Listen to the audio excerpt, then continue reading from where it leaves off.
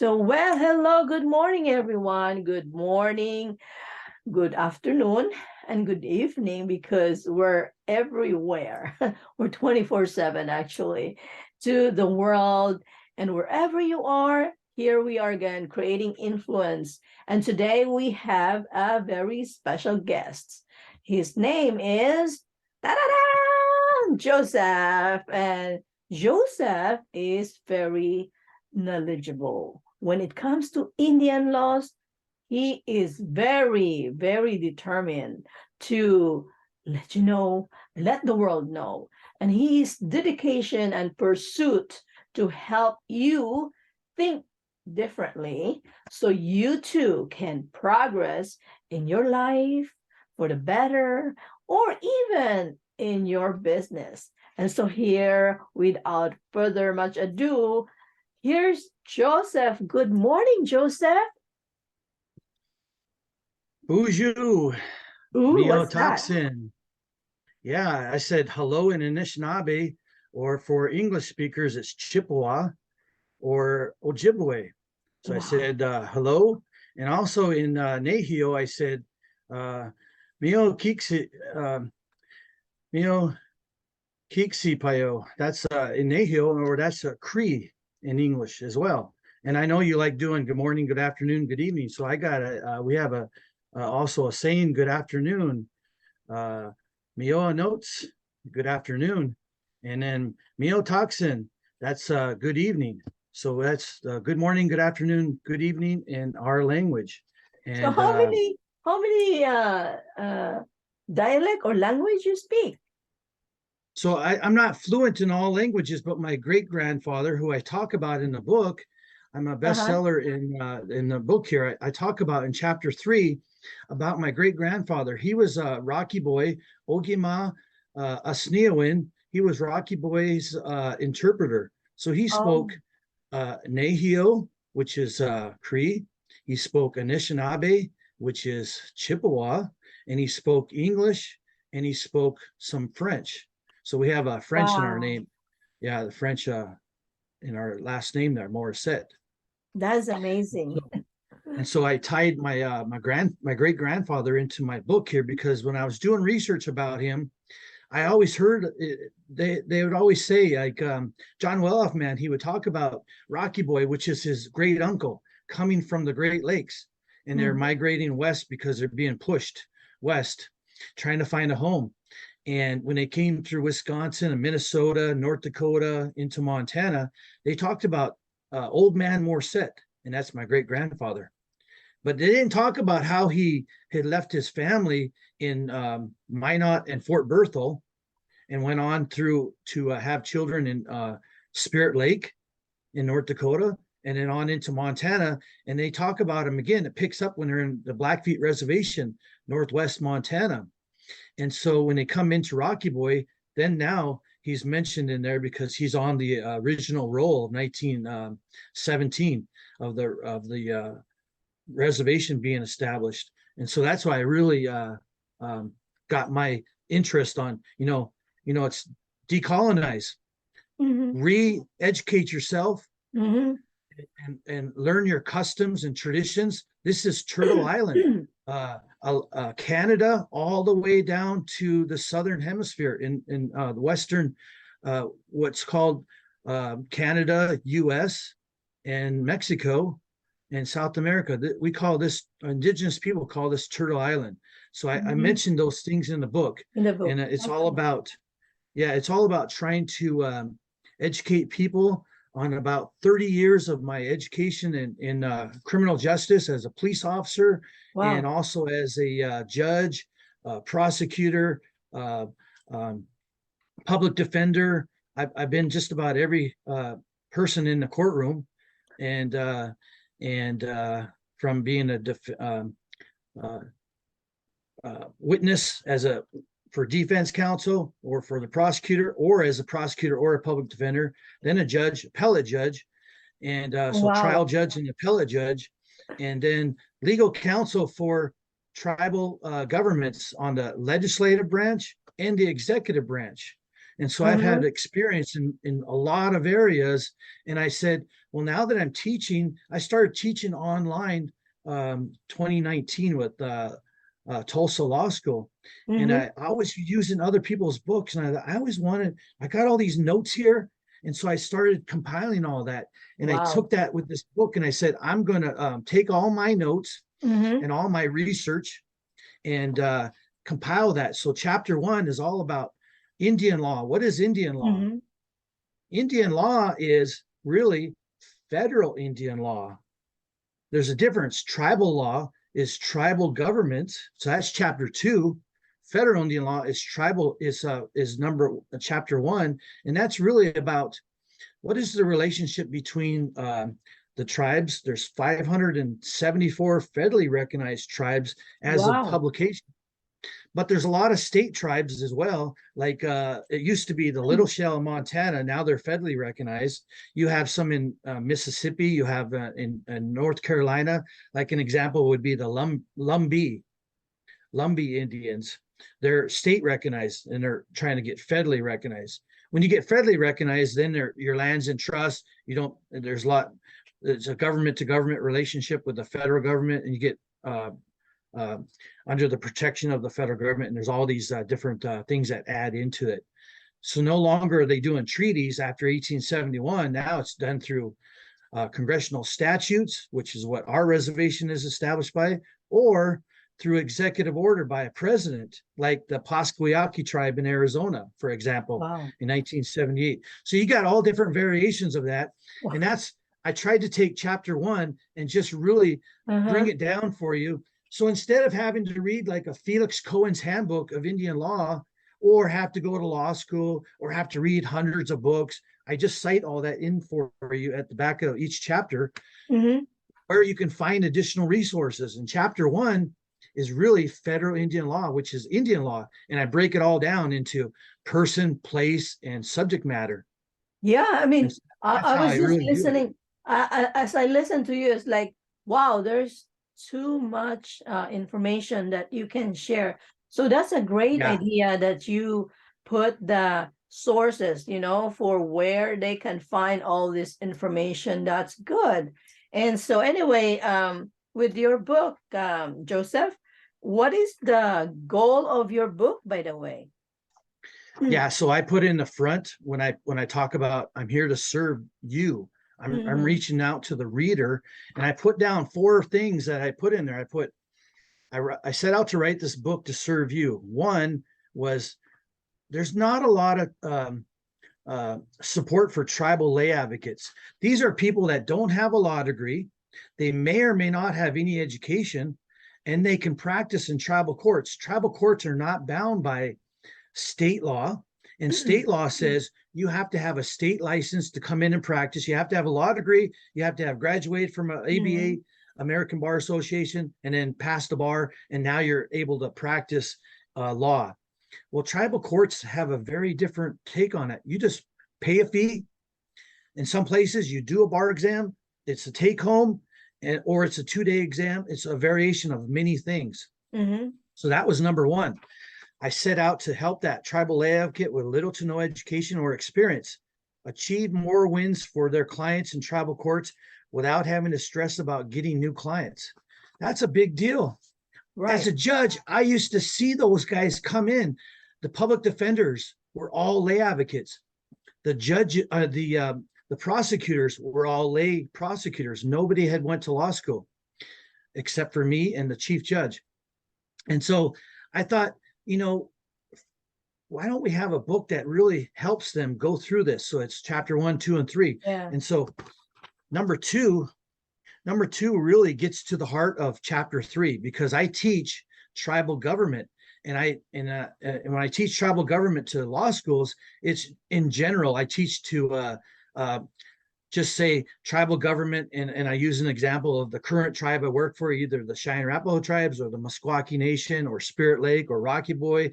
But now I take chapter 3 and I put it in as a standalone class. Now it is Rocky Boy, tribal government and the laws. So that's why I wrote this book. And I wrote chapter 3 to help that second person. I want to help you, the college student, maximize job offers as you transition into the tribal government office. Yeah. So I have throughout the country, I've had tribal council chair, women and men. I've had professors from other schools take my course. I've had students, people that are they're either this last class I had a tribal council member, and I also had a election board member. They handle the tribal elections. So, and I had a police officer. So I had all different ranges of different people coming in, but they want to go right back into their community and work. And so that's what this was for, chapter 1, 2, and 3. But specifically, 3 was my tribe for helping them, because that's where I teach 2 classes on at Stonechild College. So is So your then college, 3, may I ask, your yeah, college that you're teaching, is that only for Native Americans, or is it for everyone? for everyone. I've Okay. had native, non-native. Yeah, it doesn't matter. They go through the program, and a lot of times it's under Native American Studies, or it's under criminal justice. So it's just a variation of I teach at Montana State University Northern, and that's Oh, federal okay. Indian law and policy. Well, before I even got that class, because I just got that through a word of mouth through Stonechild, that's chapter 1, federal Indian law. We already know that's chapter 1. So I'm teaching chapter 1 to Northern for that class. Chapter 2 is Indian law or tribal government. That's one of my classes at Stonechild. And I'm going to be picking up a class teaching at Lewis and Clark Law School this summer. I'm teaching tribal government, a brand new course out there. They want me to teach their summer program. So that's chapter 2. Chapter 3 is already, I said already, that's the chapter 3 that's going to be at Stonechild College, which I'm teaching now. I'm my 3rd semester teaching that, just tribal government of Rocky Boy. So yeah, it was designed, and we do it, the trilogy, we're spiritually in 3s. I think the Christians and the Catholics are like that in 3s too. So I specifically designed my book in 3 chapters to do that. And it can be interchanged, where you would take, so you already have federal Indian law. That's not going to change. The history is going to be there. You got tribal government generally. And then chapter 3 could be any reservation. Like if you go on to the Rocky Boys reservation, this is the book you need, because it's going to help you understand how to navigate, whether you're native, non-native, or not, and whether you're a tribal member of another reservation. So there's called, under Indian law, it's called member. That's the tribal member enrolled. Then there's a non-member Indian who's enrolled somewhere else and comes onto the reservation, like a Navajo comes onto Rocky Boy, Chippewa Cree. And then there's non-native, everybody else, all of the races. So there's 3. You need to know where you're at, the place, you need to know the people, and then you need to know the subject matter. So it gets really complicated when you try to figure out the jurisdictions when you come on. So Yeah, I was designed gonna this ask you that, because I was yeah, wondering, like, how are you connected to the other tribes? You mentioned earlier that there's like 500 something tribes. So yeah, I cannot, 574 right now. I cannot imagine, like, how do you connect with each other? Do you keep in touch, or do you have like a certain way of communicating with each other? Yeah, yeah. So to answer your question there, we were divided up by the federal government uh, to Oh. be uh, to be split. The federal government did that through the Army, U.S. Army, Mm. and they put us on reservations, and it Mm. was carved out. Some of them were carved out by treaties, like you have the Trail of Tears, the eastern band of tribes were all moved to Oklahoma, and so you have the displacement there. But then you have a lot of them are collectively we are actually a band. We're bands. We're the Anishinaabe are bands, and so we have relationships with the Turtle Mountain of North Dakota, and they're in the northeast part of North Dakota, and we're also related to the White Shell Earth Chippewas of Minnesota, and they're in the northwestern part of north central Minnesota. So that's our relationship there with them. And other tribes, they have their own history. It goes back to there's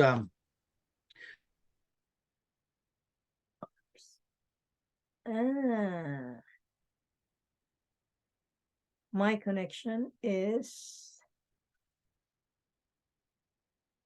I hope not. The treaties, executive orders, and congressional statutes. Those were all the political histories. We have our own unique ceremonies, and some are closely, and then languages. Some are related, like we have relatives in North Dakota that are Sainish, Arikara, and they have relatives down here that are Pawnee, and they speak the same language, but they're separated by a long distance. And so they go back and forth, and we have ceremonies throughout the year where we connect and still have those values, beliefs, norms, cultures, practices, and laws. And it's tribal law and the laws that are still in place, connecting us all. Yeah. Okay. And so so I have two more. I was gonna say, is it because I'm in California? I only hear much about Navajo.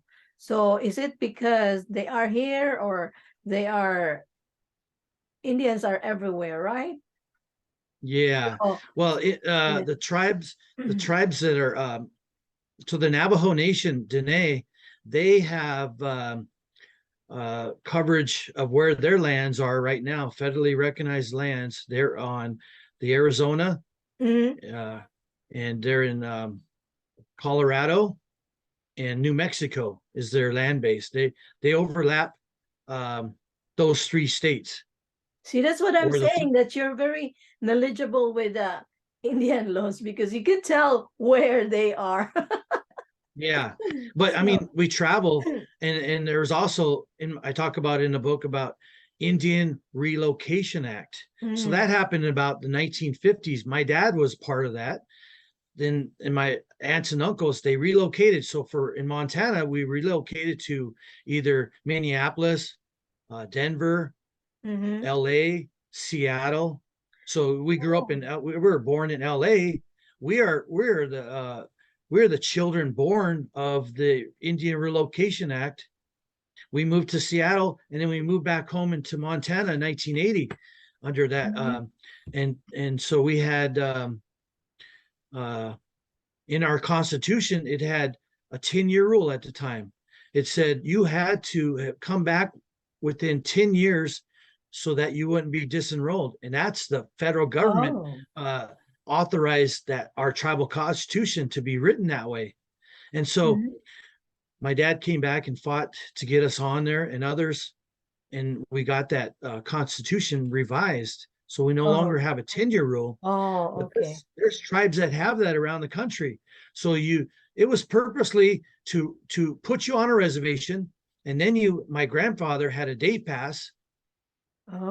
They had a day pass from the federal government to leave the reservation and come back. Then they have a program it's all about assimilating. And I talk about it in the book, assimilate through the boarding schools. You have the day schools, the boarding schools, and then Indian relocation. Relocate you, set you up for a job, and then hopefully you'll never come back. And then open I talk about it in the book as well, the Dawes Act, which opened about 95% of North America, of US, was opened up. Right after that, you had a case that was called Lone Wolf v. Hitchcock, which told the Supreme Court said that the U.S. government can not validate a proper treaty and violate it, and still it's upheld. And so it's just it's been a land theft and stripping of your natural resources and trying to get you to assimilate. We didn't come through Ellis Island. My relatives on my my French side may have through Canada, maybe, or US, I don't know, but we didn't come through Ellis Island. Indigenous people were always here, so we never assimilated through that Ellis Island process and had that experience. We got assimilated through the day schools, the boarding schools, the Indian Child Welfare Act, removal. We were removed, and my dad fought the state of Washington to get us back. So I talk about that in the book as well. So it's all, chapter 3 is all about how does the Rocky Boy experience play into chapter 1, federal Indian law and tribal government. So how does Rocky Boy, because when you come on to Rocky Boy, Montana is a public law 280 state. It's a partial public law 280 state, meaning that unlike California, unlike Washington and Oregon, Alaska upon statehood, Wisconsin, and these states, unless it was like Iowa, which was just by statute prior to the 1950s, you had these the federal government delegated to the states jurisdiction, and so you had Montana really didn't want that, except for the Salish Kootenai on the west coast of the western side of the state. And so Rocky Boy is not subject to state law. So when you come on Rocky Boy Reservation, you're primarily going to see federal officers like special agents, Secret Service, and those kind of people that are doing the federal FBI. You're going to see, and then tribal police. Oh, okay. Other reservations, like you go to the Flathead Reservation, you're going to see county police, you're going to see city police, you're going to see those are state officers. Then you're going to see tribal police, and you could also see federal at some time, but mostly it's state and tribal. So it's a variation from tribe to tribe, and whether you're a treaty tribe, executive order, or a statute tribe, and then whether you're subject to public law 280, state jurisdiction or tribal jurisdiction. And then Oklahoma does this thing where I talk about in the book, because I was waiting to get the Supreme Court to rule on it. So I was doing my research on that regarding the Oklahoma versus McGirt decision, and then the next one, the Castro. And so I talk about those in the book too, about criminal jurisdiction part. And so quickly about 3 and 4. So why did I write this book? So 3, I put this person on the back of my book. This is a dear friend of mine, Rebecca. I always appreciated how Joseph passionately answered my questions, made the difficult or complex answers easier to comprehend, and maybe want to learn more.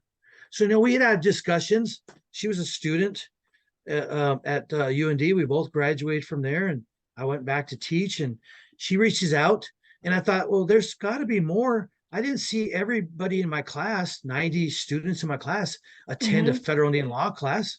So I thought, I want to help you, the attorney with some or no experience in federal Indian law, tribal government, and in law, and achieve more wins for your clients in tribal, state, and federal courts.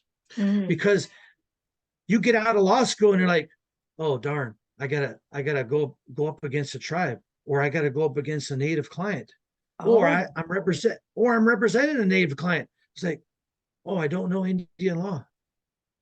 So this is a quick. This is the answer. quick read help. and like get you there. It'll get you there, and then it gets you like, okay, I got a good starting point now. Yes. Number four is a general.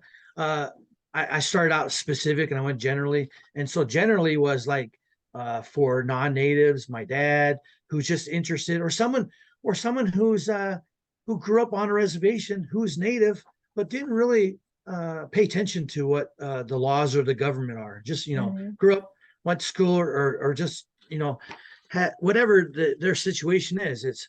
I want to help you achieve a better understanding in what is federal Indian law versus what is tribal law. Two different things. It's two sides of the coin. They're not the same. Yeah. And then the structure. What is tribal government? What is really tribal government? And I said, okay, let's take a deeper dive, and I'll explain one tribal government, very detailed, my own, the Chippewa Cree tribe. And so I go deep dive, but chapter 3 could be any of the 574 reservations. Mhm. And then the laws that impact you when you enter Indian country.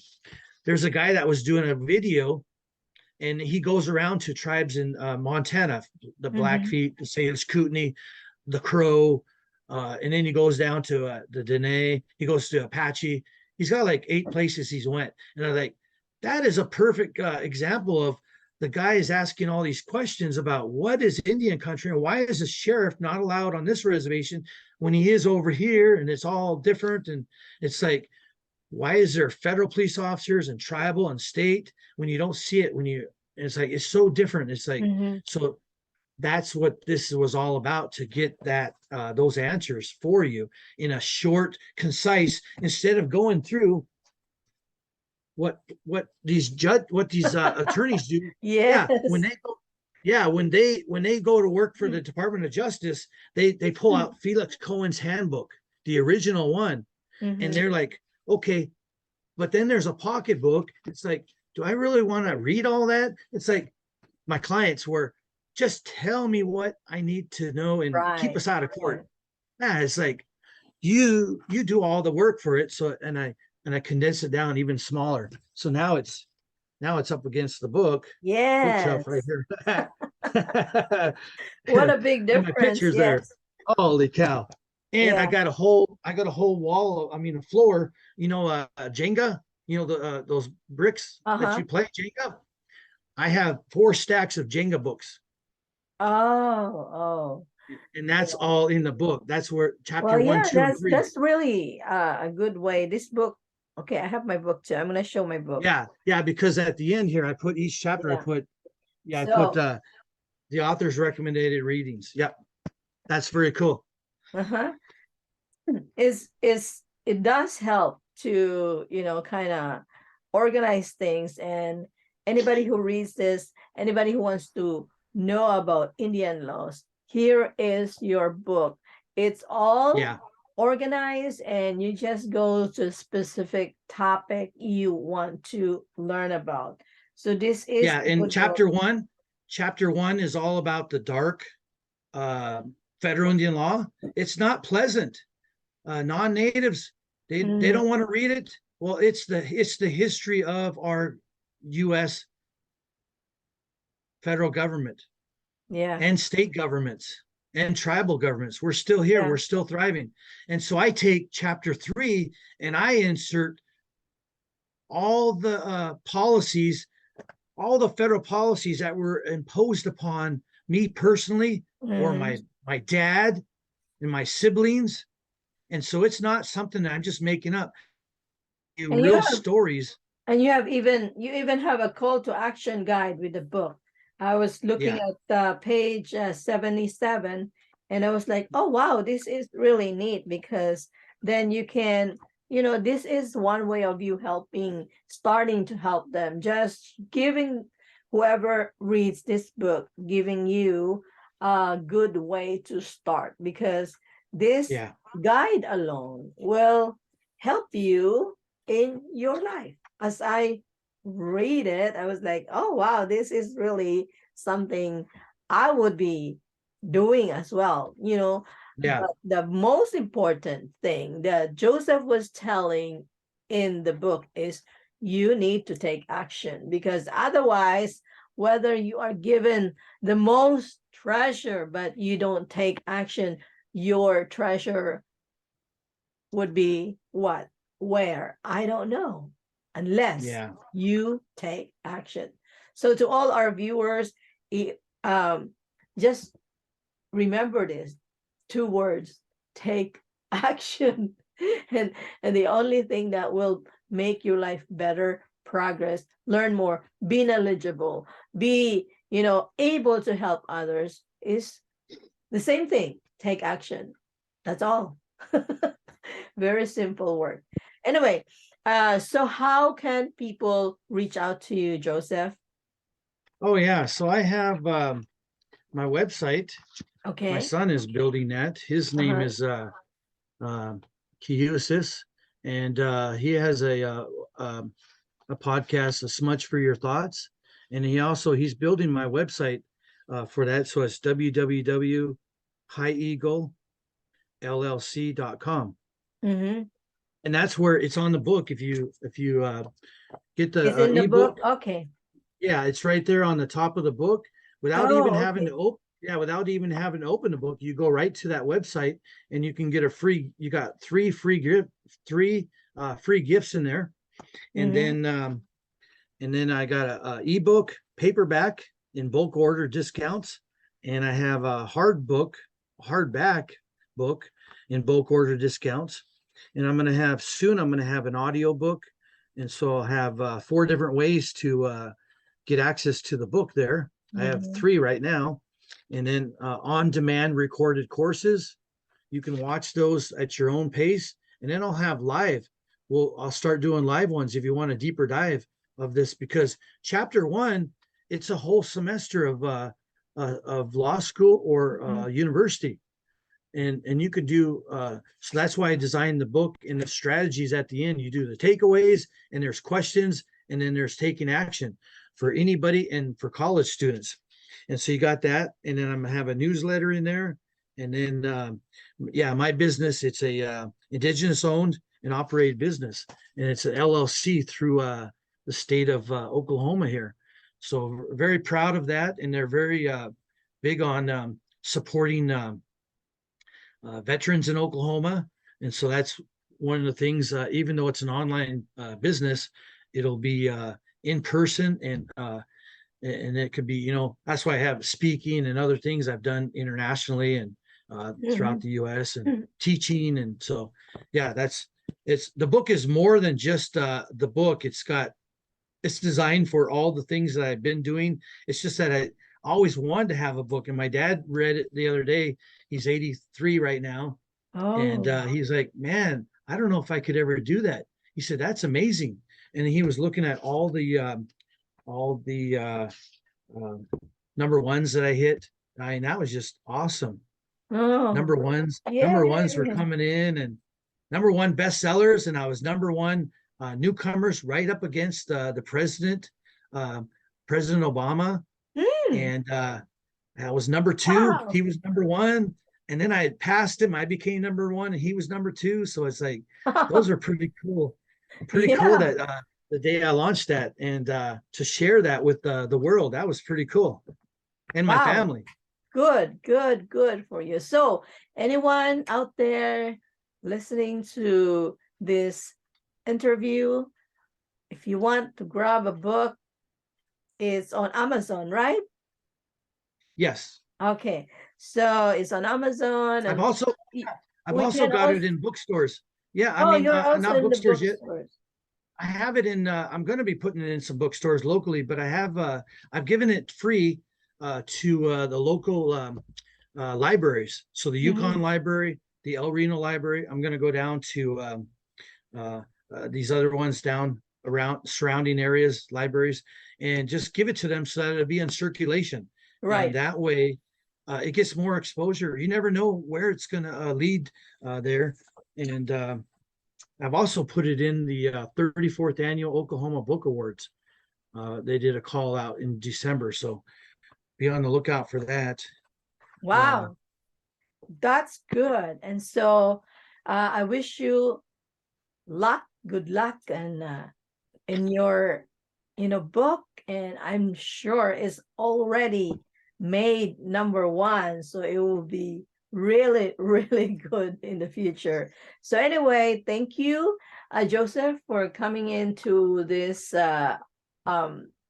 interview, and I appreciate you as one of my guests, and we'll keep in touch. If you have any other books coming out, or if you have any updates, we can also do another interview, so people Yeah, or viewers can I do have like have. an update of what's going on after certain time that you think you need to kind of update our viewers. So we'll see you again, and I thank you very much for this interview. Bye for now. Yeah, so we don't say goodbye because we don't have Oh, a goodbye, but we say Gigawabamin, we say Gigawabamin Minawa. and that is I'll see you again in Anishinaabe, and in Nahio they say Moisak. Mm. Well, I learned a few things today. Yeah. Well, thank you, and we'll see you. And if you like our interview, please like our channel, and we will see you again for another interview with our modern entrepreneurs. Bye for now.